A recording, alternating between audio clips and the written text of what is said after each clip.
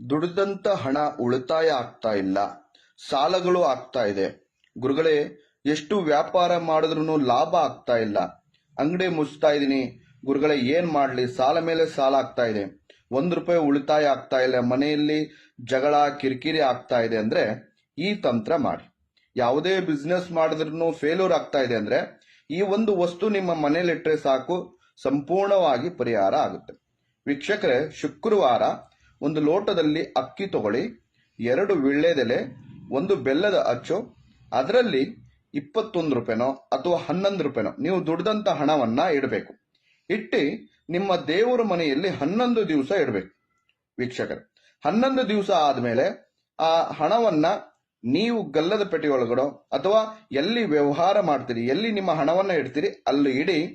ಏನು ಸಾಲಗಳು ಆಗ್ತಾ ಇದೆ ಅಥವಾ ಏನು ವ್ಯಾಪಾರ ಆಗ್ತಾ ಇಲ್ಲ,